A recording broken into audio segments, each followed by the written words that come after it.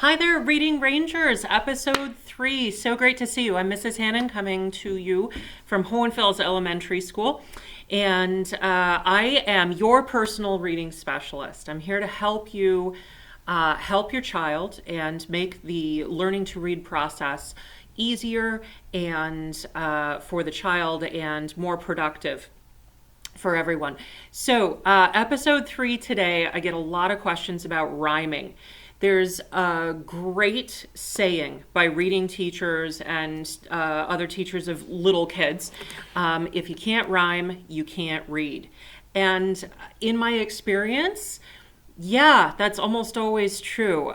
You have to be able to rhyme words to be able to read. It's a foundational skill, a pre-reading skill. And I want to talk to you today about how rhyming instruction can go right and how it can go horribly, horribly wrong. So you can avoid the mistakes and keep on the straight and narrow path for rhyme instruction. So first things first that I want to get across, rhyming is an ear skill. All right, it is not an eye skill. It's not looking at letters or word stems or any of that. It's an ear skill. It's a hearing skill.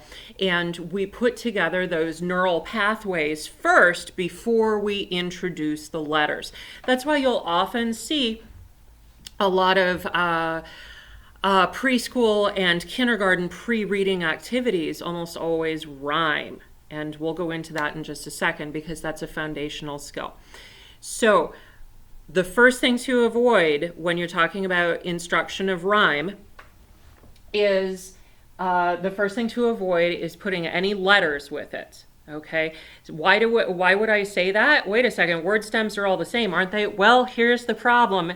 English is a squirrely language. So we end up with a sound like long I, hi, bye, sigh, pie, and try. All of those words have the same ending sound, long I, which means all of those words rhyme. Yeah? Unfortunately, they're all spelled differently. Whack, whack, whack, whack. Kind of a sad trombone moment when you realize that. Okay, so keep the letters out of it. Let me tell you how to start doing some instruction for rhyme, my preferred method, okay? I'm a little distracted because there are lights up above that are shining right on the board. So I'm going to go turn those off for you. 1 second.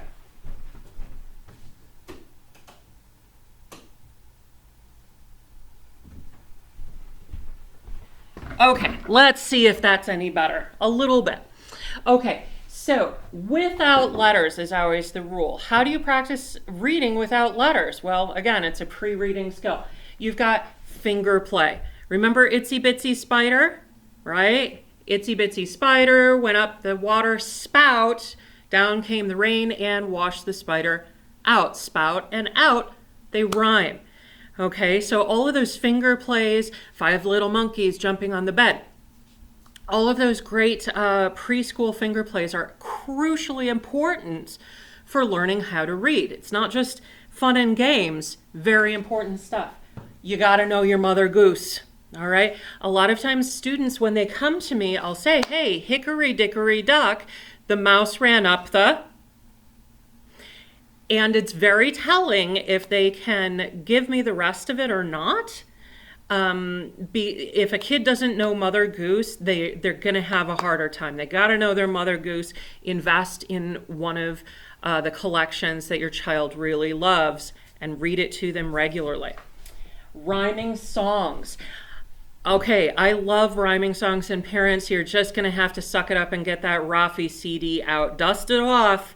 Okay, a lot of our great songs have rhyme in them. Okay, my favorite ones include nonsense word substitutions. That's a fancy way of saying making rhymes out of words that don't really exist. An example, okay, apples and bananas. I like to eat apples and bananas. And then it changes, bananas. That's a nonsense word, banana, that doesn't exist. But you're manipulating those sounds in your brain, and that's a really important skill to master. Same thing with down by the bay. Did you ever see a moose wearing a foose down by the bay? You can make up anything you want, all right? And that's going to make it easier for a kiddo to grasp that rhyme sound, okay? So starting with nonsense words is always a great idea. You can also take song out of it and just ask your child, okay, the word play. You said the word play. What happens if I take out the pull and put in a s? That's right, you get the word say. What if I take out the s and put in a? You see how that activity goes. Okay, so this is all great ways to work on rhyme. Some kids get it easier than others do. All need to master it. Okay, so this is where it gets a little tricky. All right, parents, so stay with me. In reading instruction, there are two different kinds of rhyme. Huh? I know, it's goofy. All right, rhyme with an H. H is for hearing. It's an ear skill. We just talked about that kind of rhyme, yeah? And over here, we have rhyme with an I. That's because it's an I-based skill. Ooh, okay. Onset and rhyme is a way of teaching words where we pay attention to the end of the word. And the only thing that changes is the beginning of the word. We sometimes call that word families or word stems, okay?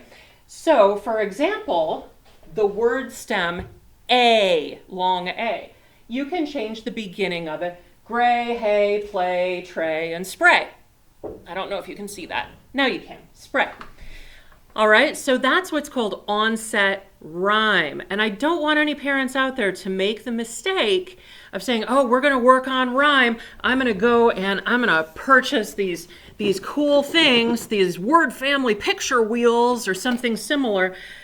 Please, I'm begging you parents, please leave these in the hands of professionals, okay? I would not recommend this for home, and let me show you why, okay? Because if you start working on onset rhyme too soon with a child before rhyme with an H is really solid, you're going to end up with some problems, okay? Because in early literacy, we have to teach left to right across the page and left to right inside the word. Okay, depending on kiddo, that might not come naturally. Have you ever noticed that some people, they might be right-handed, but they might lead or kick with their left foot? That's because we have different dominance. We think a lot about hand dominance, but we don't talk a lot about eye dominance, ear dominance, and foot dominance. They can all be in different combinations. So if your eye dominance isn't the same as your hand dominance, you might have to be taught, no, left to right in the word too, okay?